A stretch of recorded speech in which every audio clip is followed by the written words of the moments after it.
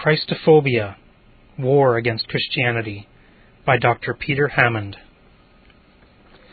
It was Sunday, and I had been invited to participate in Radio 702's program Believe It or Not, hosted by Kate Turkington. The subject was Christophobia. Little did I realize that the explosive and mostly hostile reactions from callers would demonstrate the reality of Christophobia better than anything I could have said on the program. The program host, Kate Turkington, began by expressing her surprise that I had written an article on the subject of Christophobia. She said that she had never heard of such a thing and challenged me to justify the statement that she quoted from our article on the www.christianaction.org.za website. Quote, "Many of our freedoms are at risk. There is a rising tide of anti-Christian intolerance worldwide," unquote. I responded by pointing out that it is a fact that there is a growing worldwide war against Christianity. Last year, over 160,000 Christians were killed for their faith. Christians had been beaten, imprisoned, and killed for the crime of being a Christian in Red China. In Sudan, Christians have been bombed, massacred, and sold into slavery. In Indonesia, Muslim mobs have wiped out entire villages of Christians, burning down many hundreds of churches. Christians have been targeted and assassinated in Iraq, Iran, Pakistan, Saudi Arabia, and Egypt. Missionaries in various parts of the world have been kidnapped, murdered, and in India even burned alive by mobs of Hindu militants. Kate Turkington expressed the opinion that surely this is an exaggeration, and the situation could not possibly be that bad, and haven't I inflated the figures because this was just too unbelievable? What were my sources? I replied that as a missionary who has been dedicated to serving persecuted Christians in restricted access areas over the last 26 years, I had personally witnessed the destruction of literally hundreds of churches. I documented in books such as In the Killing Fields of Mozambique, Holocaust in Rwanda, and Faith Under Fire in Sudan, the systematic government-organized persecution of Christians in Marxist Mozambique and Rwanda, and in Sudan at the hands of the National Islamic Front government. I personally had experienced aerial bombardments and artillery and rocket attacks on churches where I was preaching in Sudan. As for the statistics, Operation World, the Christian World Encyclopedia, Voice of the Martyrs, Open Doors, the World Evangelical Fellowship, International Day of Prayer for the Persecuted Church, and numerous other books, organizations, and websites provide exhaustive documentation of the persecution of Christians worldwide. But surely, the presenter insisted, these statistics cannot possibly be so high. Aren't we dealing with a few isolated exceptions? No, I insisted. It is calculated that over 42 million Christians died at the hands of anti-Christian governments, mostly communist regimes, in the 20th century alone. The Black Book of Communism, written by ex-communist leaders themselves, documents, using the Soviet Union's own archives, that under Joseph Stalin, up to 690,000 executions a year were carried out. Over 20 million Christians were slaughtered in the Soviet Union alone, mostly by Joseph Stalin's regime. Over 1 million Christians were slaughtered in Red China under Mao Zedong's purge. Colonel Mengistu's Marxist regime in Ethiopia killed another million. At least 300,000 Christians were murdered under Samora Machel's Frelimo regime in Mozambique. Before I could give more statistics, I was interrupted and told that this just didn't seem possible, and there were many callers waiting to challenge my assertions. She then read out several SMSs, including one that stated, quote, "It's good that Christians are being persecuted. It shows that something right is being done in the world. Christians deserve everything they are getting," unquote. The first caller identified himself as Mohammed, and he stated that Christians should expect to be persecuted as they are a minority in another country which holds a different religion. He specifically referred to my report on Christians being killed in Indonesia and said that as Christians were a minority in Indonesia, they should expect that, just as Muslims expected to be discriminated against in the USA. Quote, "Why do Christians go to countries which have another religion? They should stay in their own countries. They are just asking for trouble if they go into other lands that have their own religions. Why are they interfering? They are bringing this upon themselves. They should stay in their own countries," unquote. When I had the opportunity to respond, I pointed out that one cannot say that the Christians in Sudan are foreigners who have come into Sudan to interfere. The very name Sudan means the land of the black people. For many centuries, black Christians were the majority in northern Sudan. Christianity long predates Islam in Sudan and was established already in the 1st century. For 9 centuries, the black Christians in Sudan managed to resist the Arab invasions, and when they finally crumbled before the Islamic offenses, a remnant of Christians continued to hold on tenaciously to their faith. Today, they are suffering jihad from the National Islamic Front government, which has been trying to eradicate their faith. Let us face it, the Arabs were not originally indigenous to Sudan. The Arabic language comes from Saudi Arabia. The black Christians were the original inhabitants of Sudan, and even though they had been massacred and enslaved into a minority position now, you cannot claim that Islam was in Sudan first. As far as comparing the persecution of Christians in Indonesia with possible discrimination that some Muslims were experiencing in the USA, I did not think it was morally equivalent to dismiss the beheading of Christian schoolgirls in Indonesia by referring to some discrimination that individual Muslims had experienced at the hands of some citizens in the USA. As far as I knew, no mosques had been burned in the USA, as many hundreds of churches have been burned in Indonesia. Nor do I know of any Muslims who have been massacred in the USA, although many hundreds of thousands of Christians have been massacred in Indonesia. Another caller related how a Hindu girl at a local school had asked a Christian scholar whether she really needed to believe in Jesus in order to go to heaven. The caller was most irate as she related that the Christian child had told this Hindu girl that Jesus is the way, the truth, and the life, and no one could go to heaven except through Jesus. Quote, "It's a crime. It shouldn't be allowed.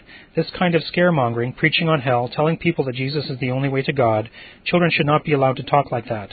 Some censorship is justified. We have to stop this kind of thing. It's hurtful and disturbing." Unquote.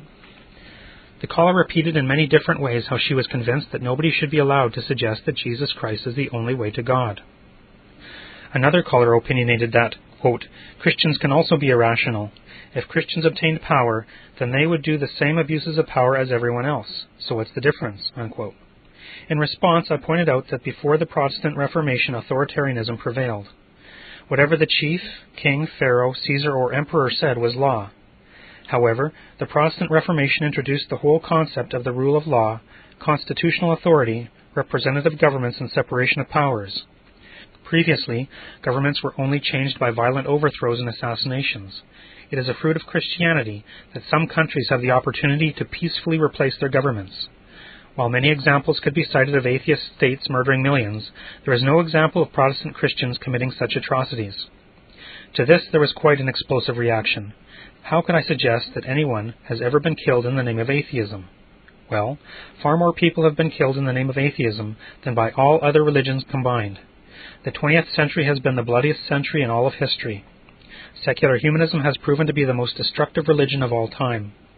Secular humanist states, espousing atheism and Darwinian social theories, killed over 160 million of their own citizens in the 20th century. But, protested Kate, surely none of these governments were committing such atrocities in the name of secular humanism or atheism. Yes, indeed, that is exactly what they were doing. In the name of atheism, and as officially secular states with humanism as their state ideology, Marxist regimes such as the Soviet Union slaughtered tens of millions of their own citizens. Now, we are not here talking about soldiers killed in war by foreign invaders. We are talking about unarmed civilians being massacred by their own governments, mostly in peace times.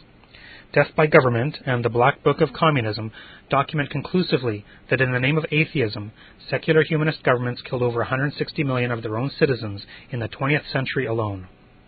The secular state has proven to be the greatest killer ever, and secular states made the 20th century the bloodiest century of all time. The bitter harvest of atheism proves that humanism is the most destructive religion in all of history. It was about at this time that I was informed that my contribution was over, and someone came on the line to thank me for my participation.